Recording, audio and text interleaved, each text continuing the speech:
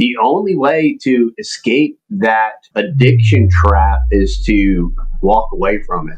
I was 47 when we started the carnivore lifestyle. Went carnivore, pain went away. The pain has stayed away. The pain hasn't even hinted at coming back. I'm continuing to see improvement 3 years in. The beauty of trials and tribulations and struggles is you can relate to people, and for anybody that's had this kind of pain, and then you also have the paranoia of like, what if it comes back? Like, what do I do? I don't think we can ever discount the power of just sharing your story. You know what I mean? When the right message hits the right person at the right time, it could completely change everything. The reality is, it's all hard. But if you choose your hard, the same principles apply in every aspect of your life. Today on Carnivore Conversations, we're joined by TD and the Texas Boys. This is Dr. Rob Kiltz, and welcome all. TD and the Texas Boys, a family who has taken the carnivore lifestyle to heart and seen incredible changes in their health and family life. Their story is all about real transformation. From struggling with health challenges to finding healing, energy, and connection through food.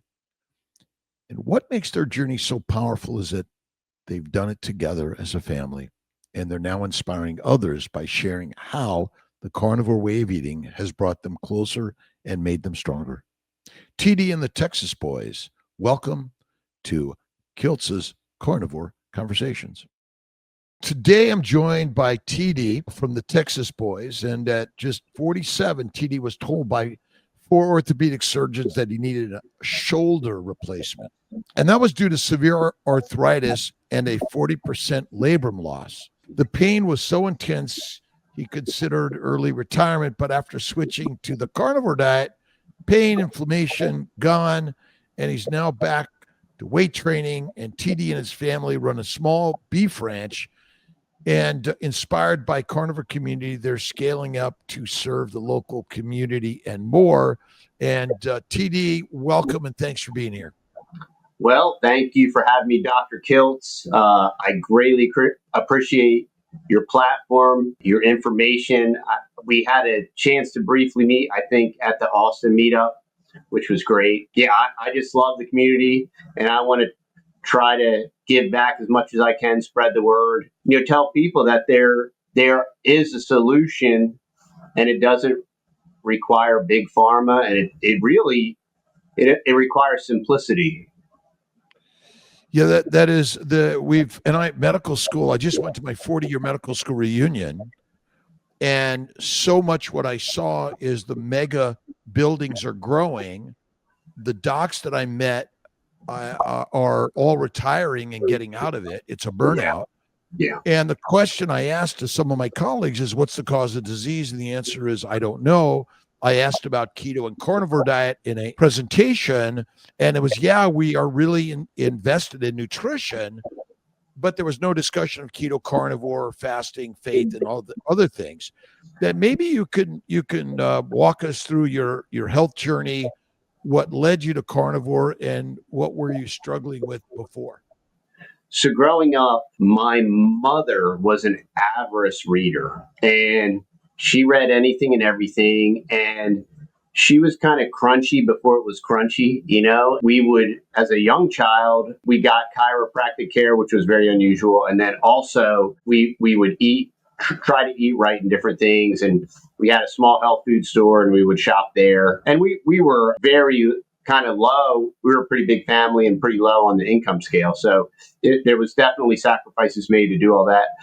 So I grew up thinking differently, thinking outside of the paradigm and the box, and being aware of food challenges and different things. And I grew up, went to school, went to college, kind of challenged I remember very distinctly in college, in biology, we were sitting in an auditorium and we were learning about diet and nutrients and calories. And one of the illustrations was they took a charcoal briquette, and it was in It was in the middle of a track, like a track and field track, and they put 3 dozen sugar-coated jelly-filled donuts on this charcoal briquette.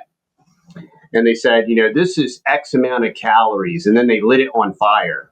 And, so basically calories in, calories out. And the way to lose weight is through caloric deficit and different things like that. So I asked the professor, I said, so are you saying that our body like physically burns these jelly donuts like with like a physical flame? Basically my point is your illustration completely ignores the nutritional value of the calories, right? And you're making this illustration that is completely absurd and is void of any notion of the nutritional value of food. And so I've always thought differently. We were in the Northeast, densely populated, and there was lots of challenges with that financially. We started having children, and being different, living different, thinking differently. We said, if we're going to raise our children in a holistic way, we felt the call to move because of larger financial burdens there and the availability of real estate and everything. So we kind of had this dream, like we want to move maybe where there's the lower cost of living. Always grew up in a neighborhood and everything, and I said, it'd be really neat if we had some land and could kind of really be intentional about our food and try to grow some of our own food and everything. So 14 years ago, we left and we moved to Texas, and never been here, didn't know anybody here. And we've been able to carve out, we basically, I had a sizable construction company and different things, and we decided to completely change our life and live a slower, more intentional life and lifestyle. All right.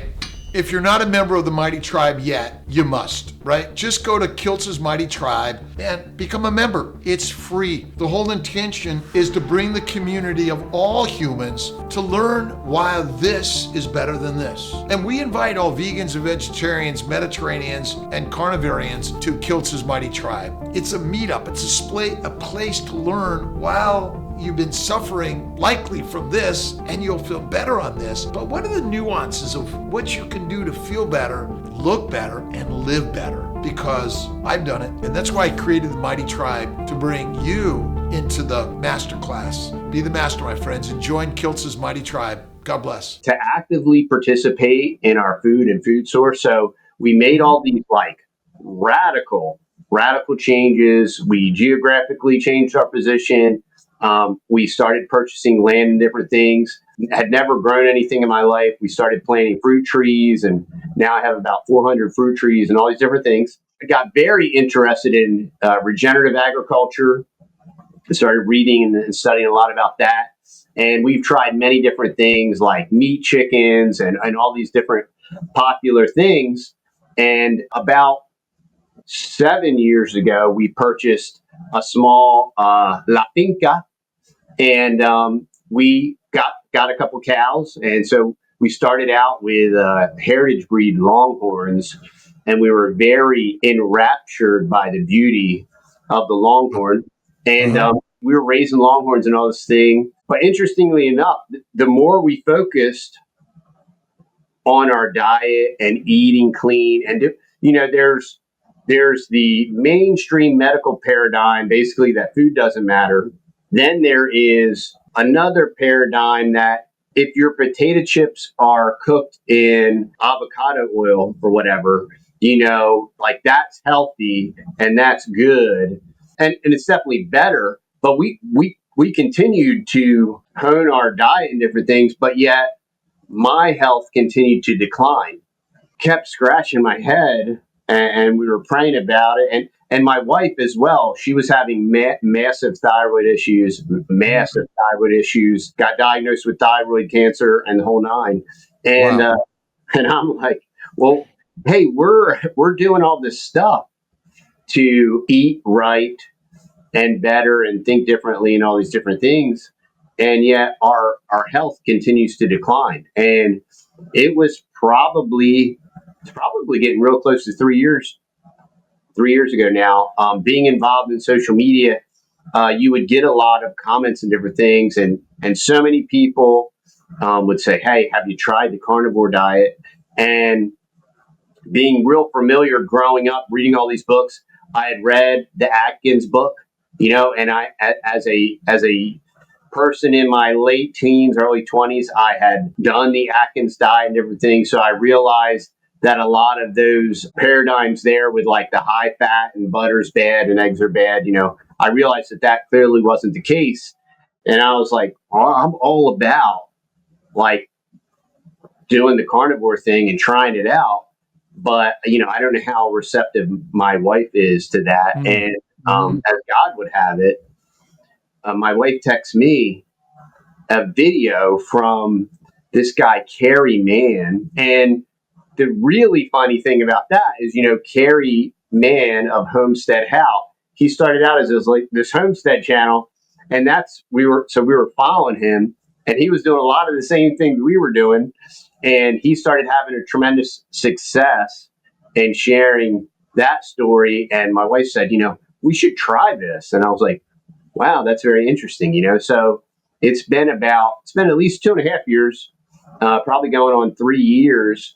We jumped in, and everything we do, we're rather intense and radical about it.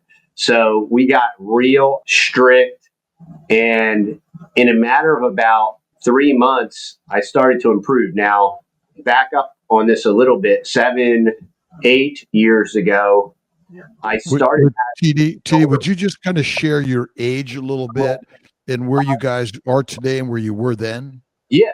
So I will be 50 in a couple months. So I was 47 when we started the carnivore lifestyle. Just prior to that, this long term, what I thought was a neck and back issue, what I found out through MRIs and different things is I found out my shoulder was wrecked. About 10 years ago, I started having numbness in my two fingers, that would come and go. The pain would come and go. I was incredibly active. I weight trained 6 days a week.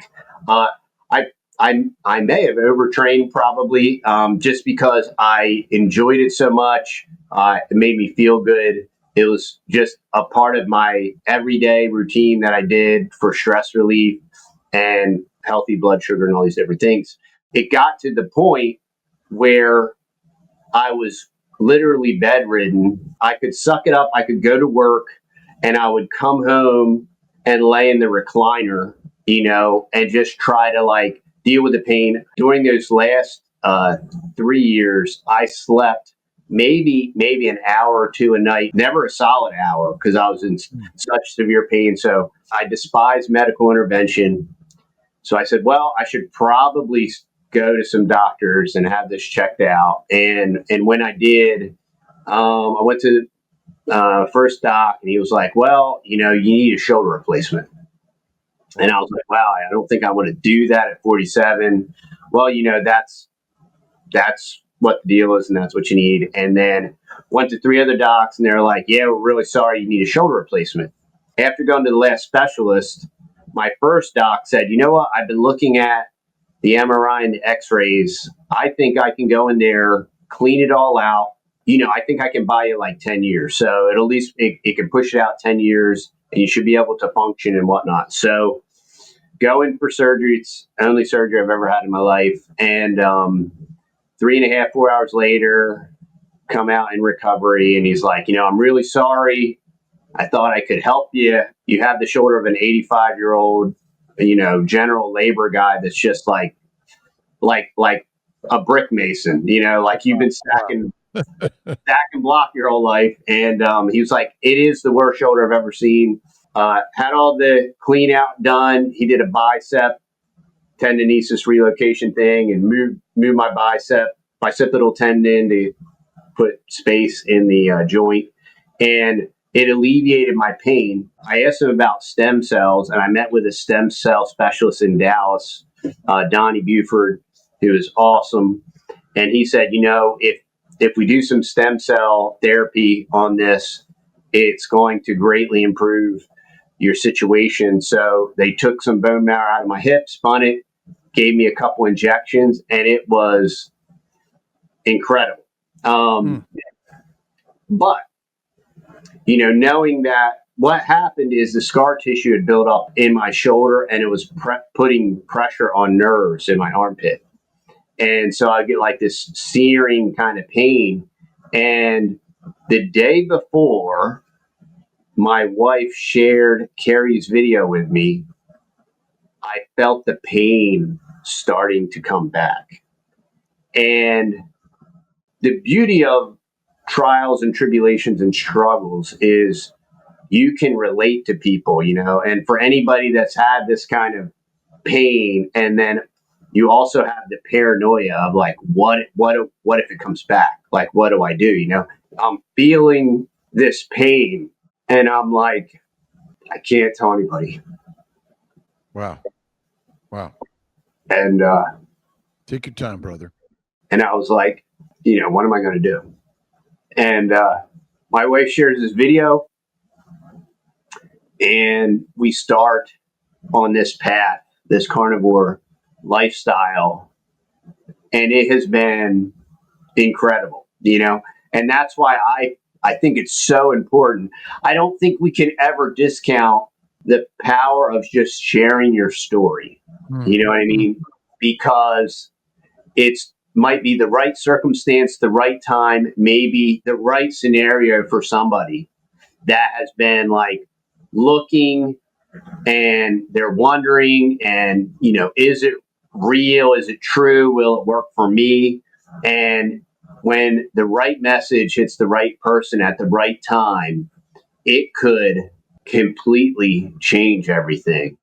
That's what it did for us. I have a very great paying job, and I really love my job and enjoy it. Through this whole process, I told the owner of the company I work for, I said, look, I don't know what's going to happen. I have a very prominent role at my company, and a lot of responsibilities, and I drive a lot of the revenue that comes in, and it requires a lot of physical, like carrying ladders and different things. And I'm like, I don't know what I'm going to do. For a while, I hired an assistant that would shadow me, and they would haul all my stuff for me and all that stuff. And went carnivore, pain went away. The pain has stayed away. The pain hasn't even hinted at coming back. And so I've been able to start weight training. I still have limited range of motion, obviously in the shoulder, because structurally there's just, interestingly enough, the longer that we continue, from all the systemic issue in my neck and back, I still, even after carnivore, I would perpetually, over the course of a week, whatever was in my neck, whether it's calcium deposits or whatever, it would eventually kind of seize up. I have to go back to the chiropractor. And just in the past 3 months, like that has subsided and went away. And so I'm continuing 3 years in here to see improvement. And that's another message that I want to give to people. It takes a very long time for your body to deteriorate, right? And it's not going to heal overnight. Everything isn't going to fix overnight. And I'm continuing to see improvement 3 years in, and I'm sleeping great. I did recently, like in the last 6 months, I started adding back in a little bit of carbohydrates because it's helped me with my sleep. So I added in stuff like certain potatoes. Basically, pretty much that's it. We've experimented with cheese and dairy, and we don't do as well with that. So we kind of keep that out of our diet. But it's just been a tremendous, awesome experience that didn't require medical doctors and PhDs and different people to prescribe different pills and different things. And it's exciting. And it's even more exciting when you actually sleep at night and you can go to work with a positive attitude, and you can actually do your job, and you can perform and overperform. And, so I've talked to everybody at work about the interesting thing at work is everybody knew the position I was in, and we were wondering about what I was going to do, and then what the company was going to do to try to fill that hole there. It's been really neat. A lot of guys at work, they've tried it. They whatever that means for maybe 30 days or whatever. Nobody else has been able to stay the course. But why do you think you were able to see this direction, and certainly seeing Kerry Mann and Homestead Howe and listening to the stories probably was a big inspiration. Tell me a little bit about how the stories may have given you a little more guidance. And is it possible some of these others haven't really listened to or watched the stories? you are hitting the nail on the head.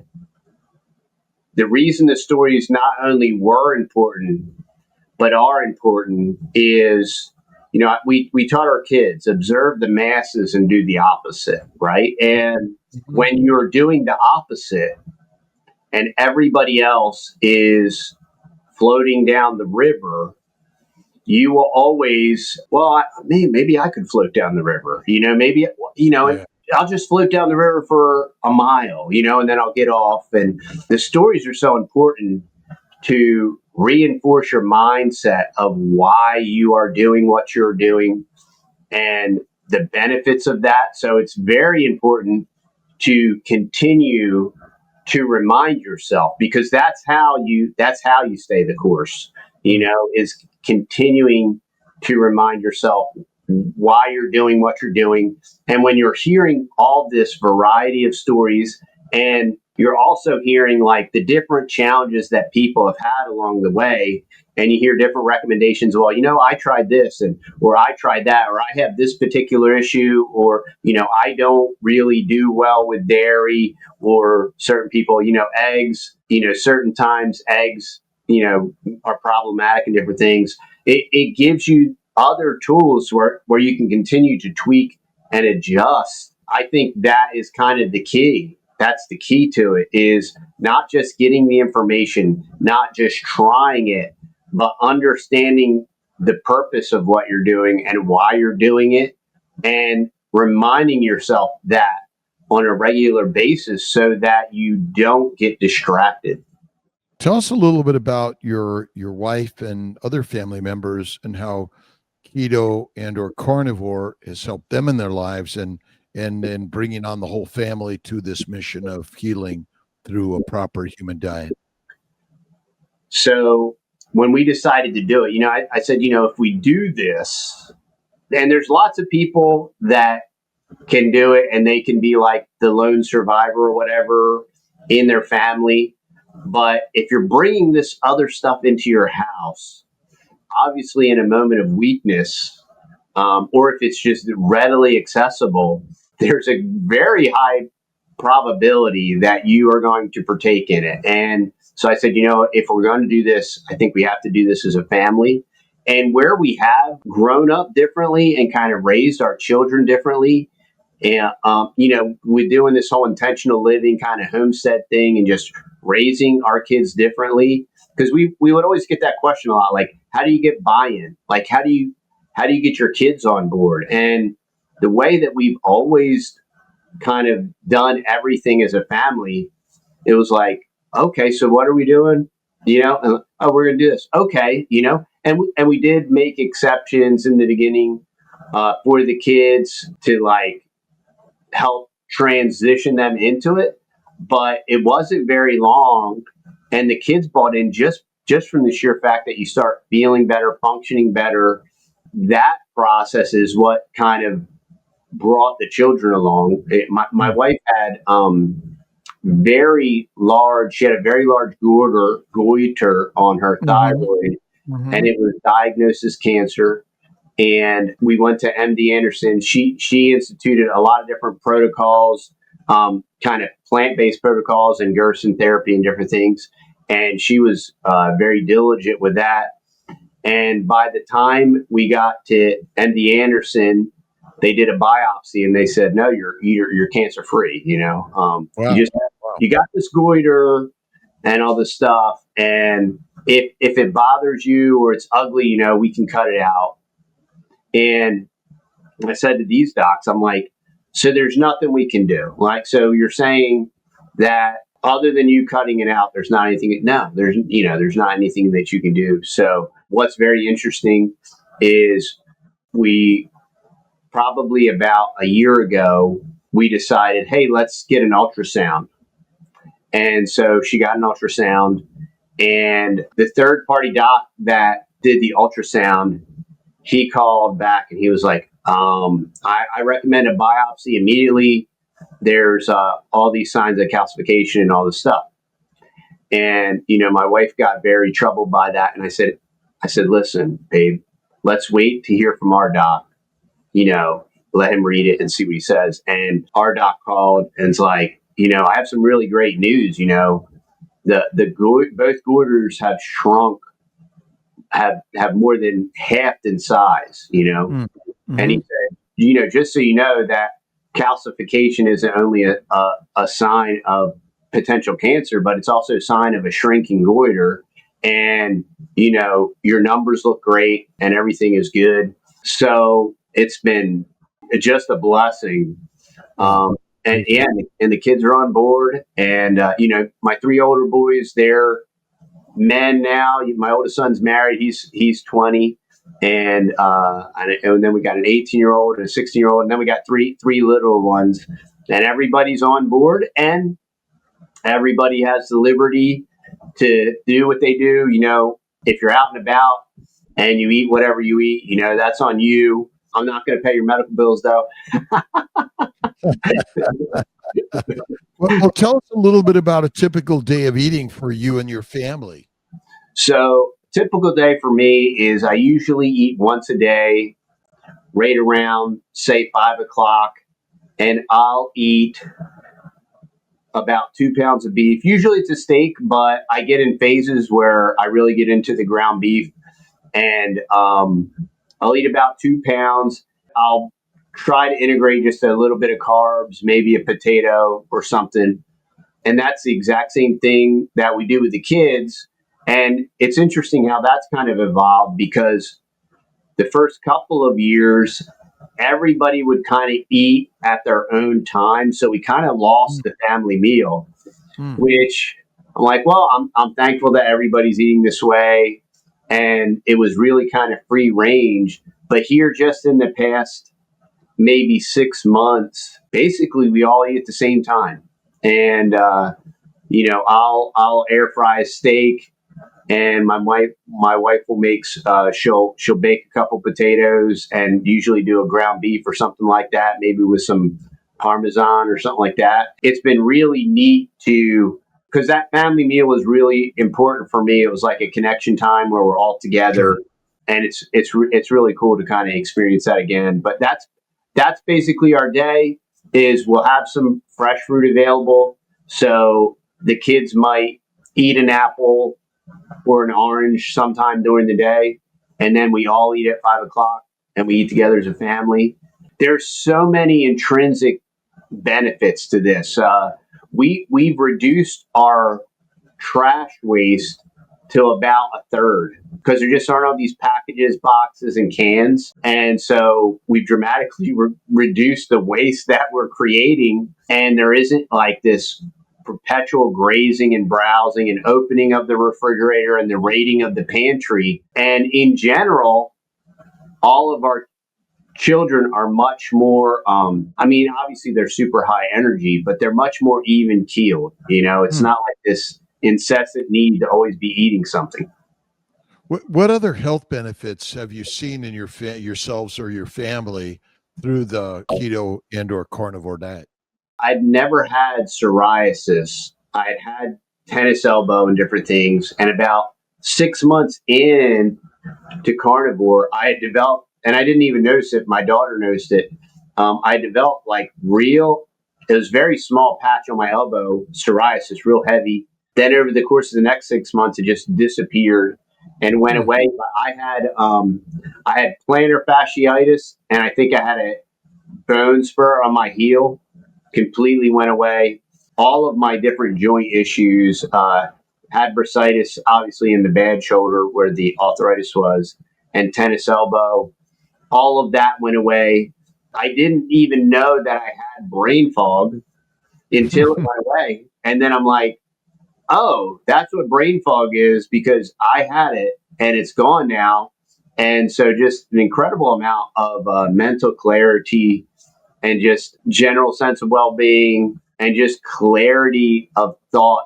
Like, you know, how people say, you know, I'm ADHD, and I'm a super type A pusher kind of person and always coming up with ideas. But the amount of mental clarity that came along with all of it is pretty amazing. I mean, it's Wow. So would you say that this change in your diet increased your energy, improved your sleep, and improved your mood all overall? absolutely, I'm 100%. And would you say that for anyone that goes from a standard dietary lifestyle to a keto carnivore lifestyle, should expect to see some improvements in energy, sleep, and mood? Yes, absolutely. And the typical day for you now, it sounds like one meal a day, focused on meat with a small amount of carbohydrate, like a potato. And it sounds like what you're saying is your children are enjoying this way of living. They're very much enjoying it. They don't feel like they're missing out.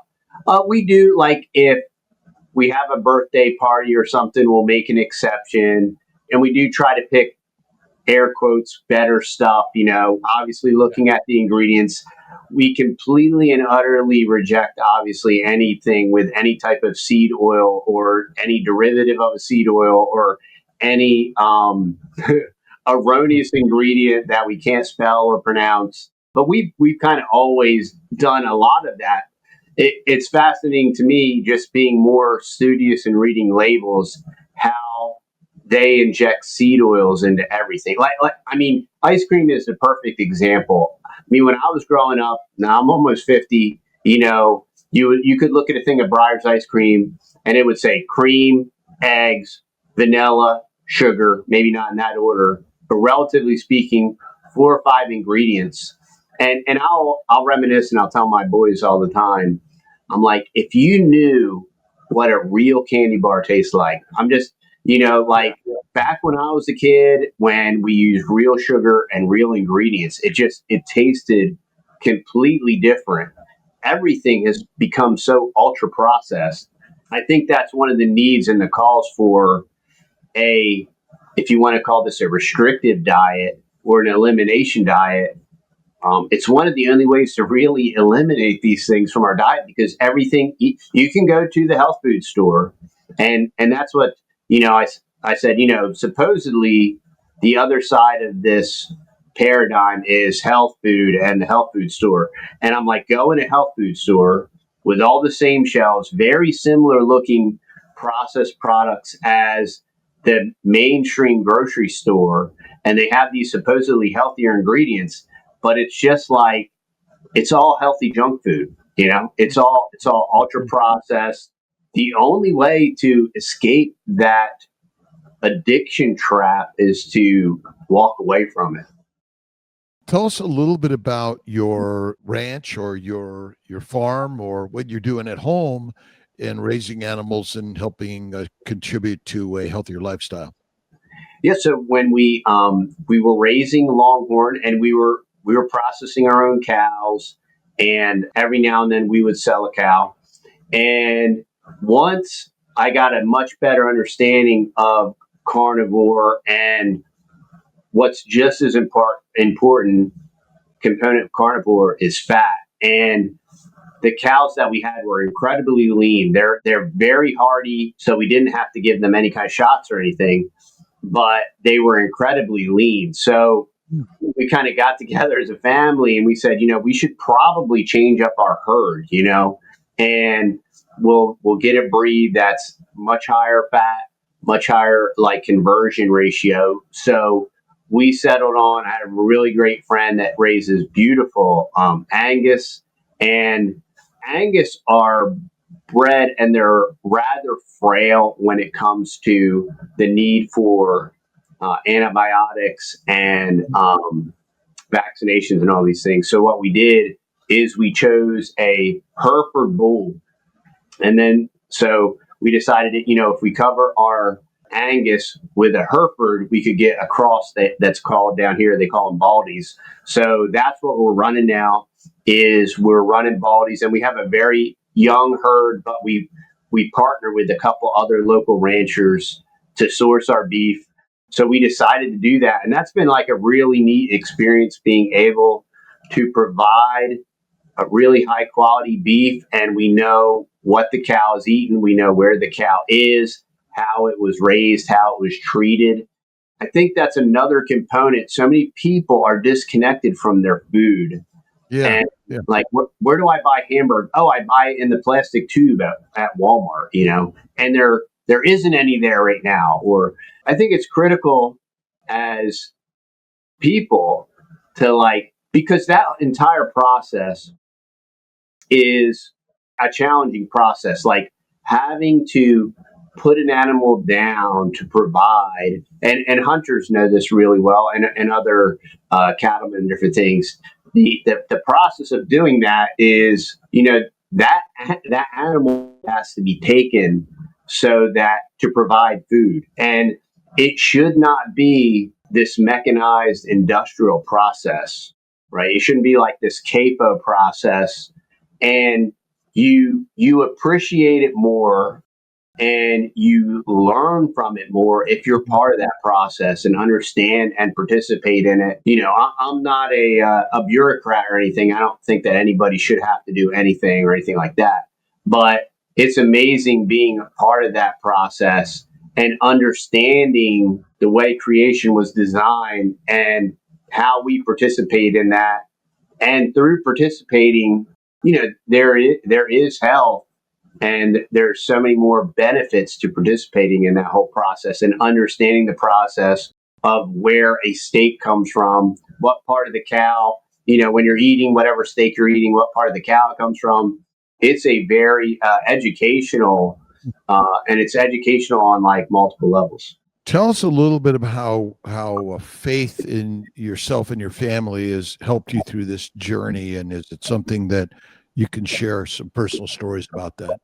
Well, we are Christian and we rely on God, and when you're struggling physically, especially at a young age with your health, and you think you're doing it right, you think you're doing what you're supposed to be doing, the questions come up in your mind like, why? Well, one, am I doing the right thing? Like, Mhm. and if I am, like, why is this happening? And there's lots of answers on the other side of the trials and the tribulations. The answers become much clearer. But, I did think that the reason I was suffering would be, one, to relate to other people that suffer. I think that's very important. And to be able to sympathize with them and share with them. But then when you move through that, not that suffering may not completely go away.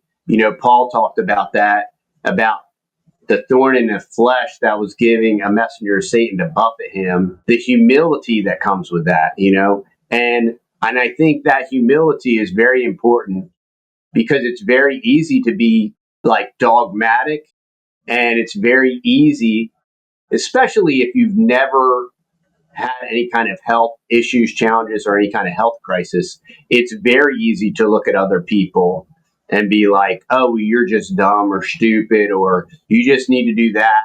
And don't be dumb, don't be stupid, But when you go through something on your own like that, it gives you an inordinate amount of perspective. It gives you a lot of compassion and sympathy that I think our society very much lacks today. And I think that that is just as important as the message and the method and the way that you're trying to share. Is if you have that you're not going to be so quick to be like, hey, dummy, this is so simple and easy. And if you just did this, you know, all of your health problems would go away. I think that that's an important part of the story. And the other thing that it's shown me is that God has designed and created a creation that will provide for our needs, and we can, one, participate in that, and we can learn so much through that process, and then to apply it, and through the healing process learn that much more. I always say suffering strengthens, and faith in God is the sort of leadership of all of our lives. And what's the rest of your shirt say? He must increase, but I must decrease. Yeah. And when we give it up to God, it seems to fill us even more, in recognizing that this journey is hard, is meant to be hard, but it's all a learning process to understand the power of God within all of us. And I think that is the word is the way, and you utilize this in your life. So where's been the biggest challenge, you would say, for beginning this diet and continuing it, that you could share with others that they should just be strong and keep going? Our biggest challenge, and it's probably still our biggest challenge, what's so heart wrenching to me is our society, and rightly so, is built around fellowship and culture, which largely in part because by design, the way God designed it, is we're supposed to be fellowshipping with each other, and our food is supposed to sustain us, and provide what we need to live. And so that's why it's such an integral part of fellowship and family and faith. And the biggest challenge is when you try to go to a party or go to a reunion or go to a fellowship meal at church, and it is just the standard American ultra processed corn syrup, seed oil soup. It's a serious challenge. You don't want to look like you're judging everybody because you're not like loading your plate with all the stuff, and then you have the factor of you're sitting down at a table with a bunch of people with all this stuff on their plates. You may have nothing on your plate and just Yeah, sitting. yeah. And many times that's the case. I'm already, I'm very different, and I have lots of ideas and opinions and theories and everything. So I have my wife bought me a portrait, a studio wrap portrait that I hung in my office. And it's a black sheep with all these white sheep standing around him in the background. And and I've always been that guy. And now you're the guy with nothing on your plate, or a pile of meat or what have you. And that, I would say, is like the biggest challenge. And then when you're at church and a fellowship meal, and you're watching these people eat the stuff as they tell you about all of the inordinate amount of health problems they have, and the new heart pressure medication and all these different things. It's just kind of heartbreaking Mm. to see that, and you try to, as best as you can, share solutions and different things, but people aren't going to see it till they're ready to see it. And some people won't. Well, maybe that leads to a question about inspired to share and teach others, in service to others, and being different than others is part of the journey, as Jesus or other prophets have taught us that it's okay. And so how do you think that has formulated your life in coming into the keto carnivore world, and become one that goes out to share the message and the mission? It's the crux. It's like, I believe that everything, so to speak, in life are different components, whether it's our work, whether it's our finance, whether it's our faith, whether it's our home. Truth doesn't change. And Jesus had disciples, right? And the core word of disciple is discipline. Hmm. And so if you're going to be a disciple, you are going to have to discipline yourself. Discipline is not a gift that you're granted. Discipline is something that you have to do every day, and you can either be lazy and lax in your discipline, or you can focus on that and concentrate on discipline. And as far as sending the message, what's very interesting is I have a podcast, and several of the folks at church listen to my podcast. So the beauty of that is that I can give the message indirectly to them through the podcast, and they'll listen to it, and they can either, accept the message or reject it. So that's another really neat part of the social media space, and that's why I do the podcast, is to share the stories and to get people the information. They can choose to listen to the podcast, they can choose not to, and it just gives a platform to share. And I know they're listening, so it's a very beautiful thing. Always wonder the difference between hearing something and listening, and the words are spoken, the story is out there, maybe takes a few times or many times, sometimes one time, but it all depends your suffering and where you at in this journey. I think that's an important part of, we're not born for easy and simple. We're born for hard, and we're born for suffering. And I imagine, we're what great things are come out of easy? Exactly. Nothing. And Yeah. and wouldn't you say that this carnivore lifestyle is a game changer? One, it is hard. Being very discerning of what you put in your mind and your mouth, and then what comes out of it, is very important. It's absolutely important. And what I didn't recognize with my diet and lifestyle and way of eating that I recognized in business, is, and I would always tell my boys, choose your hard. You can either choose to be disciplined, to get up early, to study and learn, study, practice, and teach, or you will suffer the consequences of not doing that. And that's just as hard, or if not harder, than doing the hard thing. So the reality is, it's all hard. But if you choose your hard and you are disciplined, and while I was implementing all these things in business and entrepreneurship and teaching my children that, the same principles apply in every aspect of your life. And in some way, to me, the standard diet direction by the doctors, fruit, fiber, vegetables, seeds, nuts, 3 to 6 meals a day, all damage the brain and all of our senses, and create a depression, anxiety, and all the other lists of the mental disorders, and then the physical disorders that lead us to the inability to do things, and then the addiction to tobacco, alcohol, drugs, and a diet that's deadly for us, a lifestyle that leads us down the wrong trail. But you are what you eat, and ultimately we're inspired by lions and not by sheep. And so if you eat like the lion, you begin to see and feel like a lion, and then your direction is that of a lion.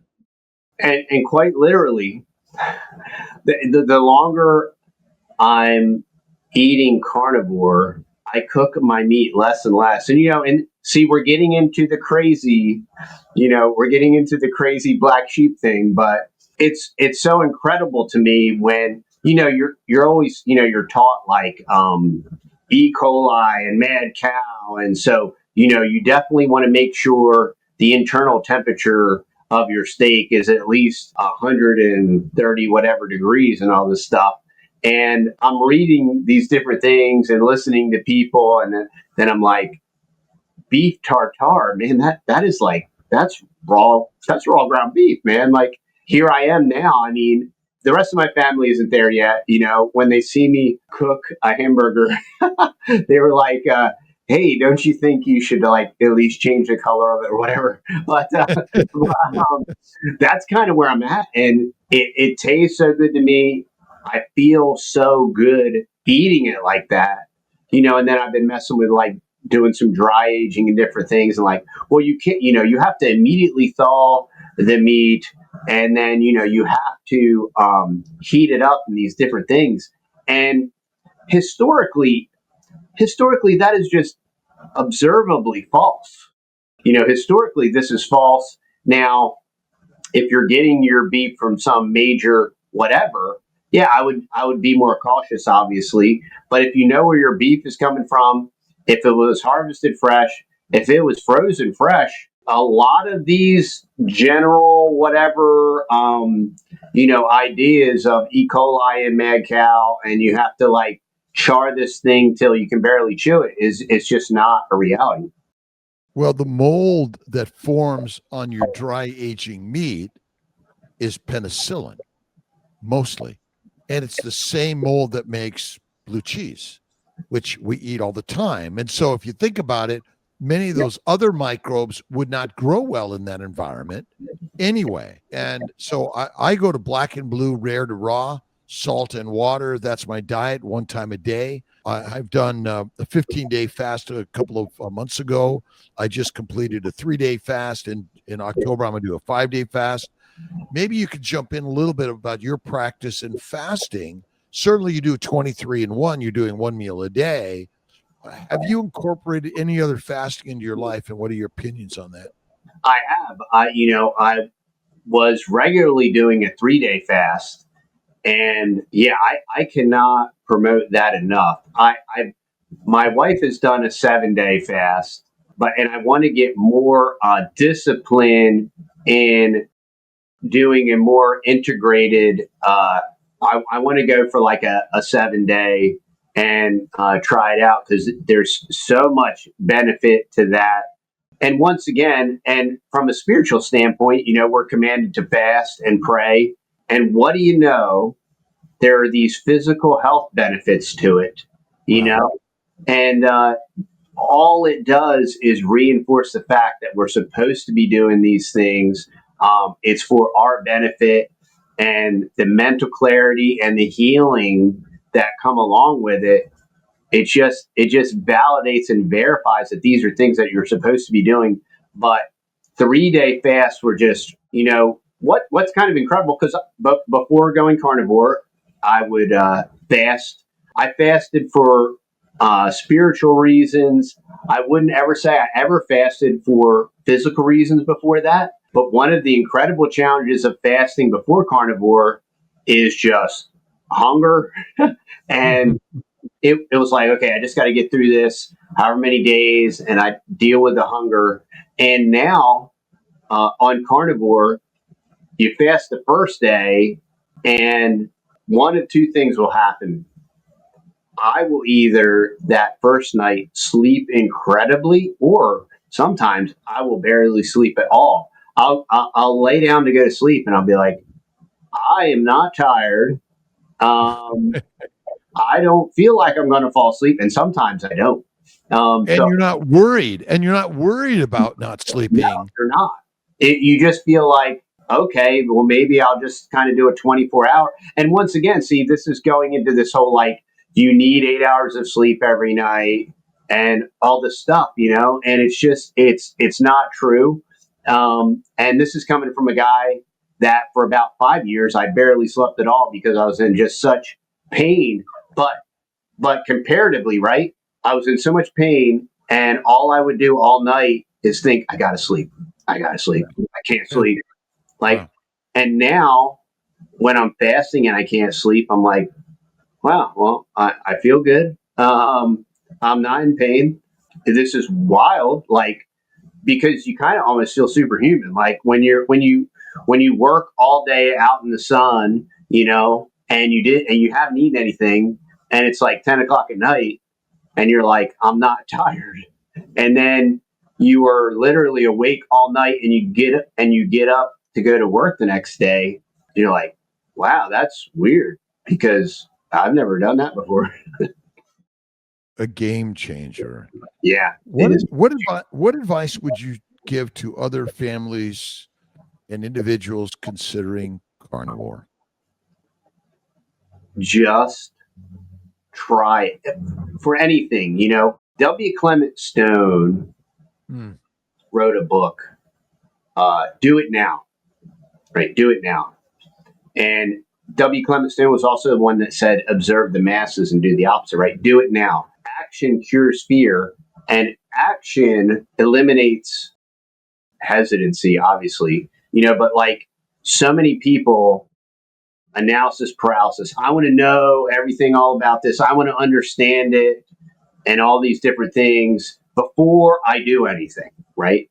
And the beauty of carnivore or keto, right, is you do it. And within 30, I said, hey, do it for 30 days and, be honest and true with yourself. Like, do it for real. Like, so many, you'll see different people, and even in the carnivore space, and you see some of these very few people, and they've been carnivore for a very long time, and you're not going to remain morbidly obese if you've been doing this for years. You know what I mean? So like your body composition is telling on you, like so do it intentionally and really, really do it. So that way because once you experience the health benefits of it, that is going to be a strong motivating factor that's going to keep you on course.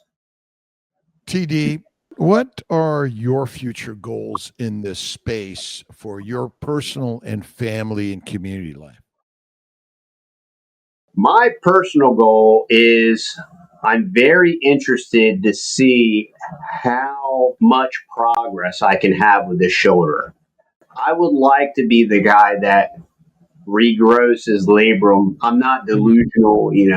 Honestly, really, my personal goal is as nebulous enough to see what will continue to improve as I continue to do this. In a perfect world, if I could get my range of motion back, I mean, I was to a point at 47, I was completely incapacitated. I couldn't play with my children. I couldn't vacation with my family, and to have all that back, it's just there's a lot of hope in the future as far as what the possibility, and then as a family, just to see already in our younger children all of the we weren't eating processed sugar or anything, but my kids still had cavities and everything like crazy.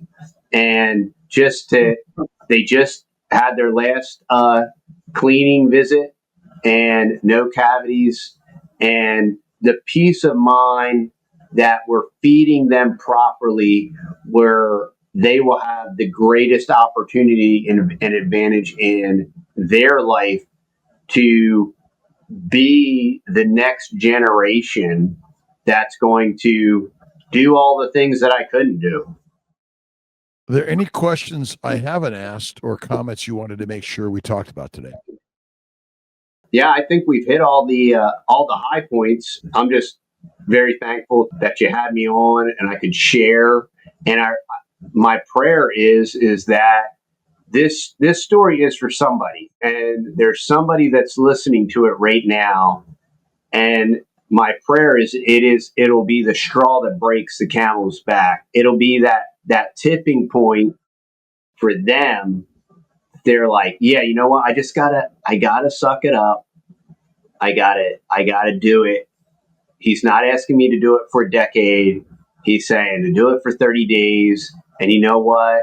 If he can do it and his whole family can do it, and they can do it for, where the story needs to continue is you can have success on it when you radically change your diet. You can experience all kind of things for short periods of time, But when you have people successfully doing this for decades, the proof's in the pudding.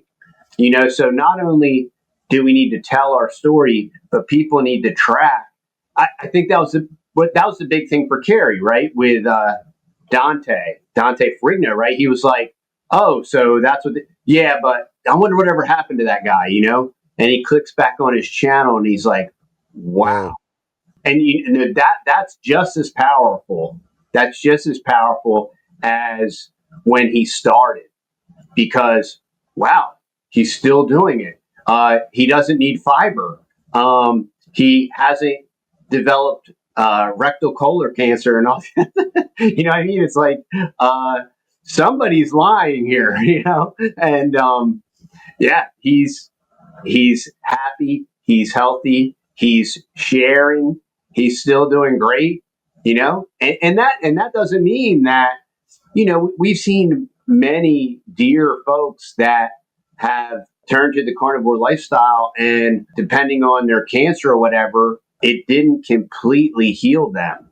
mm. But just because it didn't, that's not, don't use that as some kind of lame excuse, right?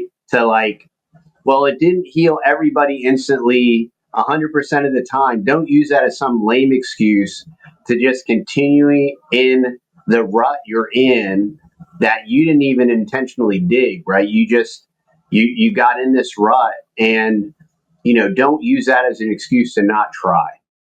All the things I've ever done, carnivore is the game changer. And when it's our time, he will call us up, and it's our time. And Yeah. we don't know the perfect diet for longevity, but of all the suffering I've seen as a physician in medical practice, carnivore is the single entity that I've seen a big change. Faith first. I think fasting is very, very important. So, TD and the Texas boys, thank you for sharing your powerful story with us today. It's amazing to hear and how making such a bold lifestyle change has improved not only your health, but also your family life. I know a lot of people that are listening today, all over the country and all over the globe, will walk away inspired and maybe even encouraged to rethink how they approach food and wellness. And let's make sure they integrate faith in their lives everywhere they go. For everyone tuning in, make sure you follow TD and the Texas Boys on YouTube and keep up with their journey. And thank you for being part of this conversation. Until next time, stay strong, stay healthy, and also integrate faith in your life every single day. We'll see you soon. And TD, where can people best find you? So they can find us on YouTube at the Texas Boys, and we're on Rumble. And I have an X account, and then we also have the Fearless podcast, which is on all your podcatchers.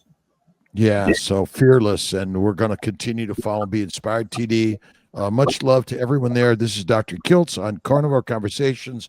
Share the word, share the way, and let's all inspire each other together. So God bless. See y'all. Thank you.